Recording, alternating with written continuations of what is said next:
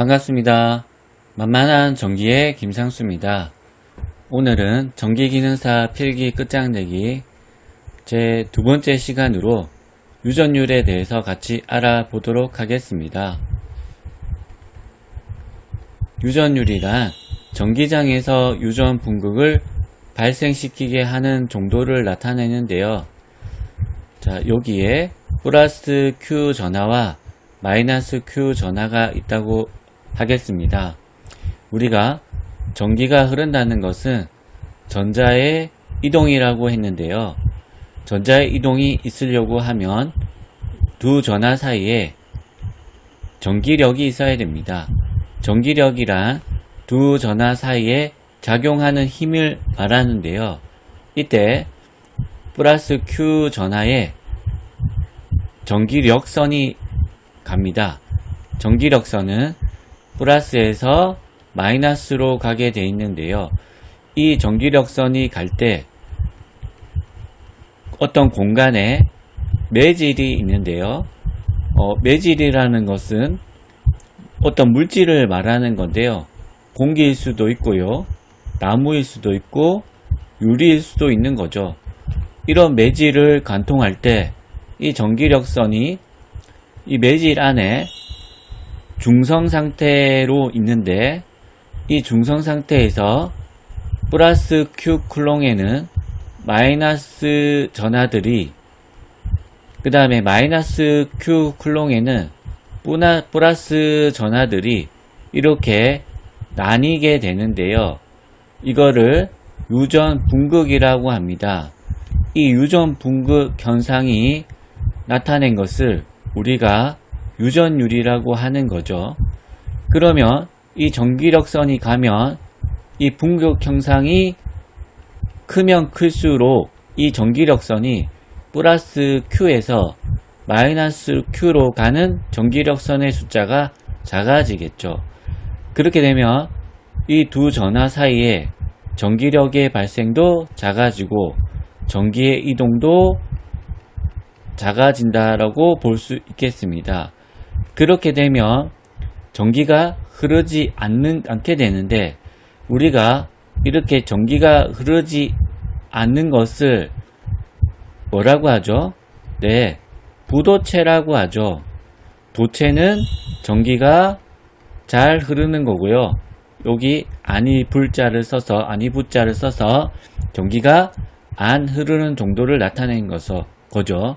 쉽게 생각하면 유전율이라는 것은 전기가 안 흐르는 정도라고 봐도 될 것 같네요. 우리가 전기가 안 흐르는 것을 또 뭐라고 부르나요? 네, 절연이라고 하죠. 절연이 전기가 안 통하는 건데 이런 정도를 절연이 잘 된다는 정도를 유전율이 크다라고 볼 수 있겠습니다. 그러면 유전율의 단위를 보면요. 유전율의 단위란 페러 퍼 메타입니다. 여기서 페럿은 전하를 묶어두는 정도라고 보시면 되겠네요. 묶어두는 정도. 전하를 묶어두면 여기와 같이 전기력선이 못 가게끔 묶어두는 거죠. 묶어두면은 전기가 못 통하게 되는데 이때 메타당, 그러니까 1메타당 전하를 묶어주는 정도를 우리가 유전율이라고 하는 거죠. 그러면 우리가 여기에 유전율에 기준이 있어야 되는데요. 그 기준은 우리가 진공중의 유전율입니다. 진공이 아무것도 없는 거죠. 아무것도 없는 상태에서도 유전율 값이 있는데 그 값을 우리가 기준을 잡는데요. 그 값은 실험치에 의해서 36파이분의 10의 마이너스 9승입니다. 자, 요거를 계산기에 넣어보면 8.85 곱하기 10의 마이너스 12승이고요. 단위는 뭘까요? 네, 맞습니다. 페러 퍼 메타가 되겠죠. 그러니까 진공중에는 메타당 8.85 곱하기 10의 마이너스 12승만큼의 전하를 묶어두는 능력이 있다고 보시면 되겠네요. 그런데 우리는 지구상에 살고 있기 때문에 기본적으로 공기 중에 유전율이 있겠죠. 공기 중에 유전율도 진공 중의 유전율과 거의 같다고 보시면 되겠습니다. 그래서 두 개를 같이 쓰면 되겠어요. 자, 이렇게 되면 이게 이제 기준이 됩니다. 그러면 우리가 여기에 매질이 공기만 있는 게 아니잖아요. 나무가 있을 수도 있고요. 고무가 있을 수도 있겠죠. 그러면 어떻게 되냐면 우리가 전체 유전율은 입실론 토탈은 입실론 제로에 입실론 R 이렇게 쓰시면 되겠네요. 입실론 제로는 아까 기준이 된다는 진공 중의 유전율, 공기 중의 유전율이 되고요. 입실론 R, R은 레이터라 해서 비율이 됩니다. 요거는 진공의 공기의 몇 배냐라는 거죠. 몇 배. 그러니까 이거의 몇 배가 전체 유전율이 된다는 거죠. 요거는 배수기 때문에 단위가 없습니다. 자, 예를 들어서 이런 거죠. 나무의 비유전율이 100이라고 하면은 전체 유전율은 어떻게 됩니까?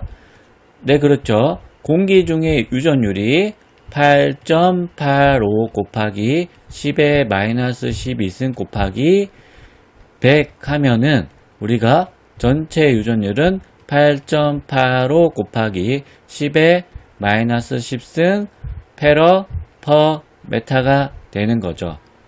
자, 그러면 정리를 해보면요. 자, 전체 유전율은 공기 중의 유전율 곱하기 비유전율이 되겠습니다. 요거는 비유전율. 요거는 그냥 공기 중의 유전율 하면은 이거는 전체 유전율. 그러면 공기 중의 유전율은 값은 36파이분의 10의 마이너스 19승 페러 퍼 메타고요. 비유전율은 요거는 배수니까 단위가 없고요. 전체 유전율은 페러 퍼 메타입니다. 우리는 기본적으로 공기가 있기 때문에 절연의 정도를 확인하기 위해서는 요 비유전율 값만 비유전 값이 클수록 전체 유전율이 크기 때문에 이 값만 확인하시면 되겠네요. 그러면 만약에 시험에 잘 나오는 문제인데요.